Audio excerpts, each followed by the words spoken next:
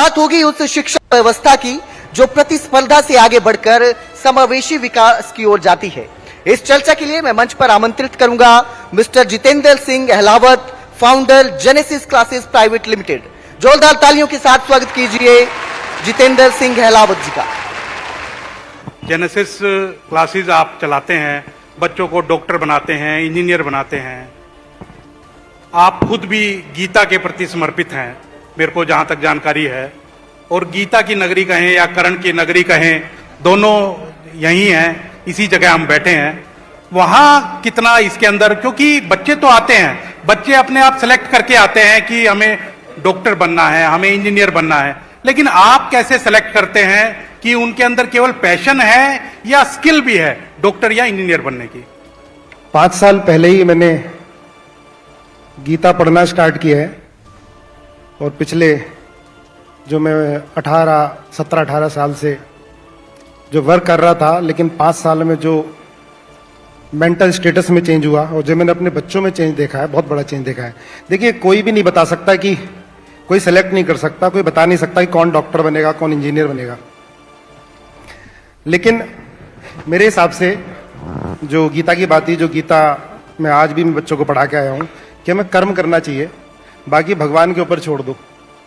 एक टास्क मिलते हैं, मैं पहले बता रहा था कि टास्क मिलते हैं, ईश्वर टास्क देते हैं। जैसे माँ बाप टास्क देते हैं कि भाई बच्चे को ये पढ़ना है, तो वो कर्म करना चाहिए, फल में लिप्त नहीं होना चाहिए। आज डॉक्टर इंजीनियर बनने से पहले ना सर, अच्छा इंसान बच्चा बने पहले। मेरा क्वेश्चन वही था, मैम से भी वही था क्वेश्चन कि मोरल वैल्यूज कितनी डालते हैं सर?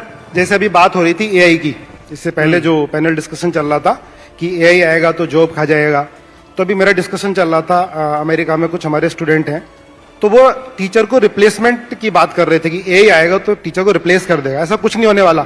एआई इमोशन कहां से लाएगा? इमोशन तो हमारे अंदर ही है ना। आपके बारे में जो हमें जानकारी मिली कि आपने अपनी एजुकेशन की, उसके बाद कहीं काम कर रहे थे, वो छोड़ा, और फिर उसके बाद आपने सोचा कि किस तरह से बच्चों को आगे बढ़ाया जाए, और उसके लिए करनाल को भी चुना। करनाल में बच्चों को अब कोई मेडिकल में ले जाकर के डॉक्टर बनाना है या इंजीनियर बनाना है, किस तरह से काम कर रहे हैं? सर, मेरी कोई औकात नहीं है कि मैं करनाल को चुनूंगा। ये सब ईश्वर की इच्छा है, हम एक निमित्त मात्र हैं। क्योंकि आप गीता में सबसे ज्यादा विश्वास रखते हैं। सर, हम एक निमित्त मात्र हैं। मैं मैडम की बात को आगे बढ़ाऊंगा। टीचर, महान आचार्य ने बोला था, चाणक्य जी ने, कि टीचर अगर सही है, अगर टीचर सही है तो देश का उत्थान कर सकता है। अगर टीचर खराब है, टीचर बर्बाद है, तो अपने स्टूडेंट के थ्रू देश को बर्बाद भी कर सकता है। तो मैं आपके चैनल के थ्रू आह्वान करूंगा करनाल वासियों से।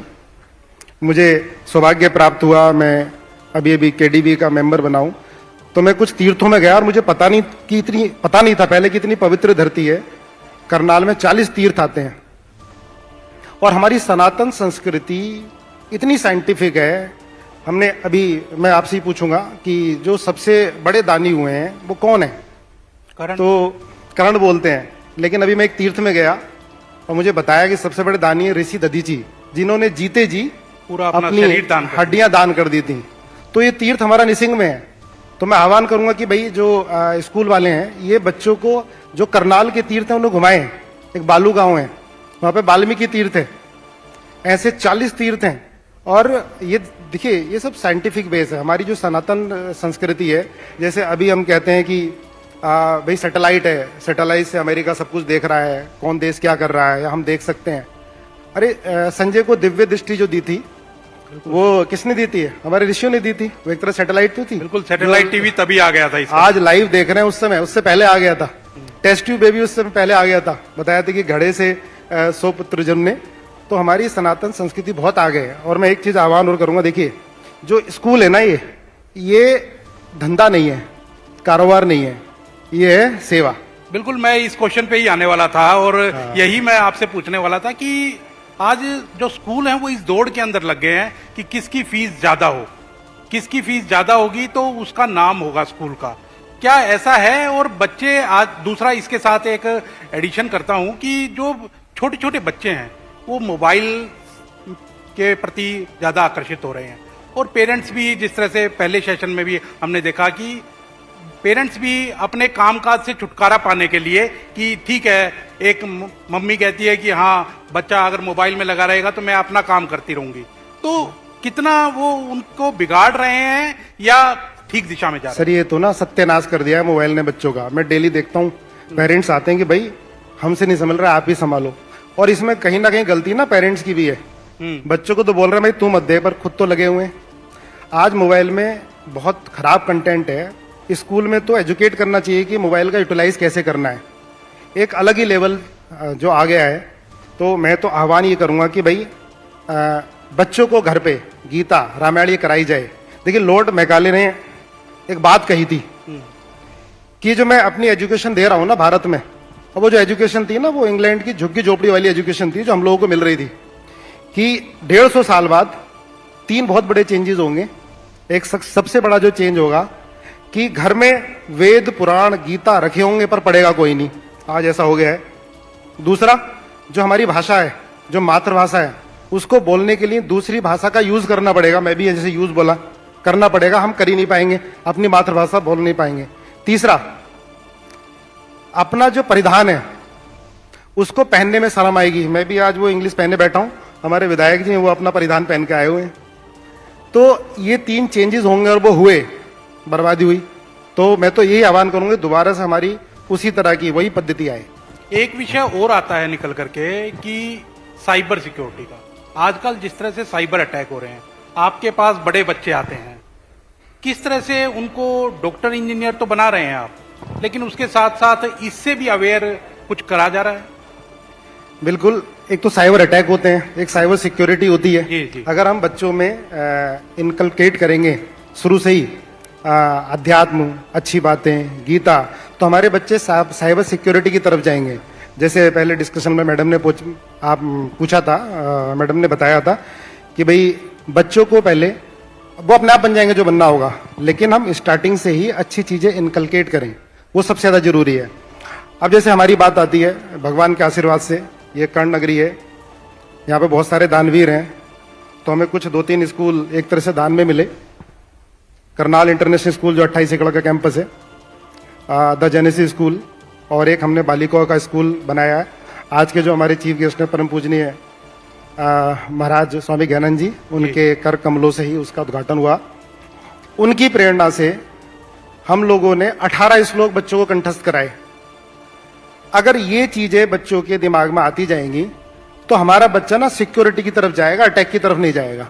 अगर पहले से ही स्कूलों में ये एजुकेशन हो जाएगी, और जैसे मैंने पहले भी कहा है कि हमारे वेदों में, हमारे गीता और जो भी पुराण है उनमें बहुत कुछ है। बिल्कुल, आपका हर चीज का सॉल्यूशन गीता है। सर मेरी बात गीता से स्टार्ट होगी और गीता पे ही खत्म होगी। मुझे गीता से बहुत कुछ मिला है। गीता हर चीज का सॉल्यूशन है, हर चीज और का आज solution है। साइंस ने भी माना है इस चीज को।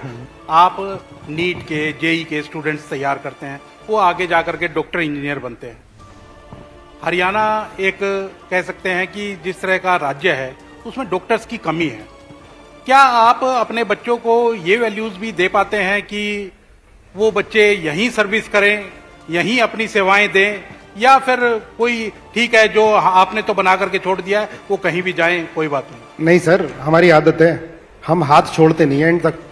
जो बच्चे डॉक्टर बन के आज एम्स में बैठे हुए हैं, अच्छे अच्छे मेडिकल कॉलेज में, आईआईटी में बैठे हुए हैं, हमारी रेगुलर उनसे इंटरेक्शन होता है। और कितने सारे बच्चे हैं जो मुझे आए दिन मिलते हैं। मैं कैथल गया तो एक बच्चा नवोदय हॉस्पिटल चला रहा है, तो कहता सर आपकी बातें याद हैं, जो भी हमें सोसाइटी से मिला हमें वापस करना है।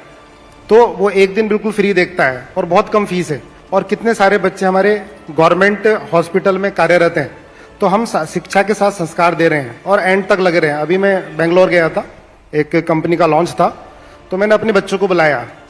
ऑल इंडिया IIT 69 रैंक हमारे करनाल से गई है, ऑल इंडिया 31 रैंक, 97 रैंक, वो बच्चे अपनी अपनी कंपनी चला रहे हैं।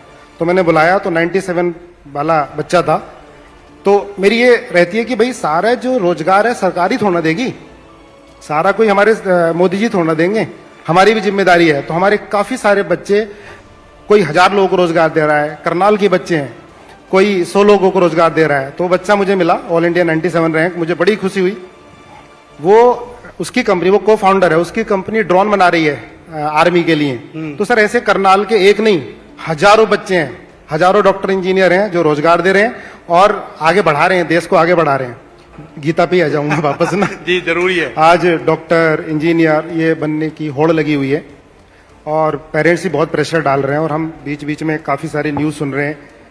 आईआईटी में जाने के बाद बच्चा सुसाइड कर ले रहा है, तो वो कहीं ना कमी है हमारी जो शिक्षा एजुकेशन की। कहीं ना कहीं पेरेंट्स की कमी है जो कंपैरिजन कर रहा है, एक एक दो दो बच्चा है और उस पर बहुत ज़्यादा बोझ लाद देते हैं। तो मेरे हिसाब से बच्चों को थोड़ा सा मतलब फ्रीडम दी जाए और आध्यात्म की तरफ मोड़ा जाए। देखिए हम भी अपने स्कूलों में कोशिश पूरी तरह से कर रहे हैं कि हम न्यू टेक्नोलॉजी भी दें। आज हमारे स्कूलों में एआई की क्लासेस चल रही हैं, जैसे पहले बात हो रही थी कि एआई चल रही है, पर साथ में अध्यात्म भी चल रहा है, साथ में गीता भी चल रही जो है। लबो लबाव है कि बच्चों को अध्यात्म की तरफ जोड़ेंगे तो कहीं ना कहीं अपने आप जो बच्चे हैं वो जीनियस सर अध्यात्म ना डर खत्म करता है, बिल्कुल असफलता का डर खत्म करता है अध्यात्म। अभी हमारा करनाल देखिए, करनाल बहुत आगे बढ़ रहा है। करनाल अभी हमारा एक प्रोग्राम हुआ था गीता जयंती पर, 5163 बच्चों ने गीता पाठ के 18 श्लोक उसके अंदर सब मौजूद थे, सबने देखा वो। हाँ, जैसे मैं एंटर किया इतने जो शाइनिंग स्टार है, रियली शाइनिंग स्टार यहाँ पर बैठे हुए हैं। एक राजकुमार जी बैठे हुए हैं जो ऐसे लोगों की सेवा करते हैं, उनको प्रभु बोलते हैं, जिनको हम नॉर्मल लोग देख भी नहीं सकते। तो यहाँ पर लगभग 10-15 हजार लोग बैठे हैं, क्योंकि एक एक बंदा 1-1 हजार के बराबर है। तो उसके लिए बहुत बहुत धन्यवाद।